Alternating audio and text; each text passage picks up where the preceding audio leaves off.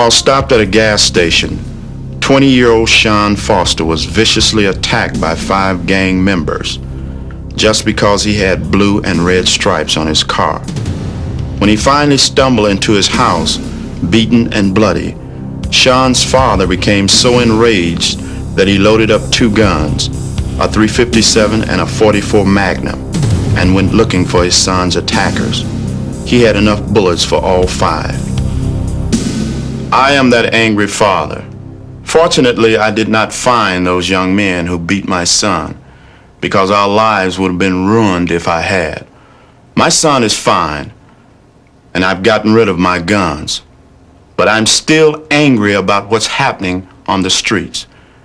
That makes me a mad dad. We ask, Lord, that you would guide us as we prepare to go out, Lord, and try to make a difference in this torn and turmoiled world.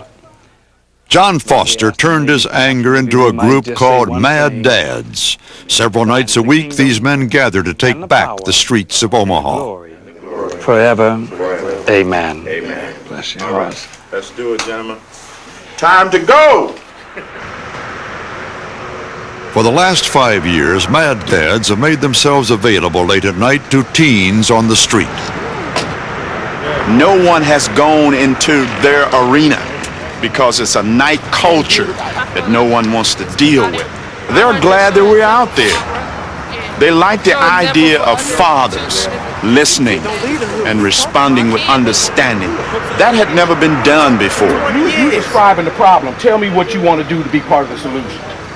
Mad Dads provide a certain amount of security for the community, and actually what we're doing is reestablishing a standard of living that basically says we want our community cleaned up.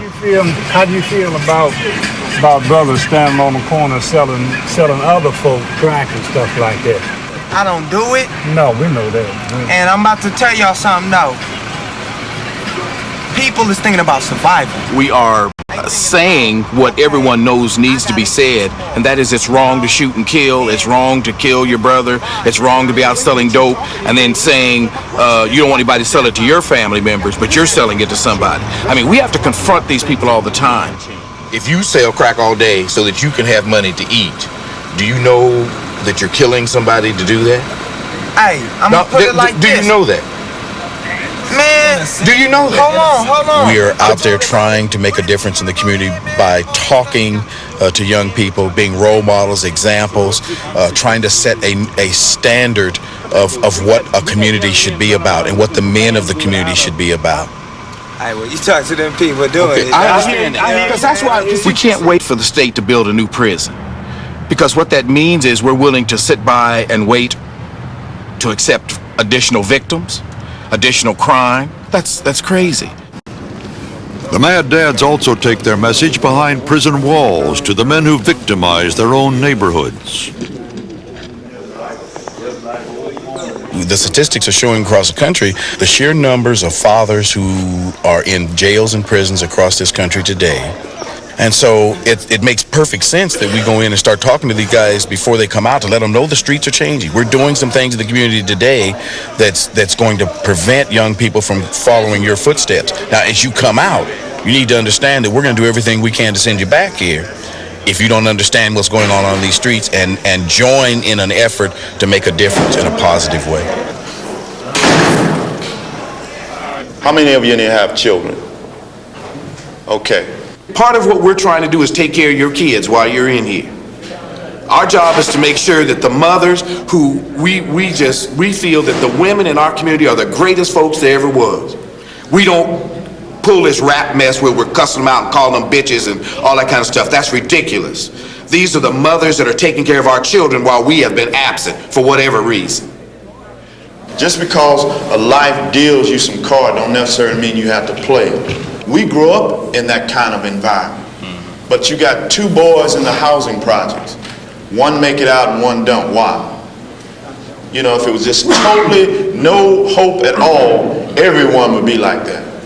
But we got a lot of young boys, young girls who are doing good things every day. They're being harassed by a lot of people, but they're making it. You know why they're making it? Because they got somebody behind them, somebody guiding them, telling them to do this, do that, these are the right decisions you have to make. That's what we're trying to say. We're not going to say that isolated incidents is not going to happen. We know we're having an impact because, for an example, the gang situation here in Omaha has really been cut in more than in half because we've cut off the younger kids. And the number of gang members who come to Mad Dads asking for help lets us know that there has been an impact. They're coming to us.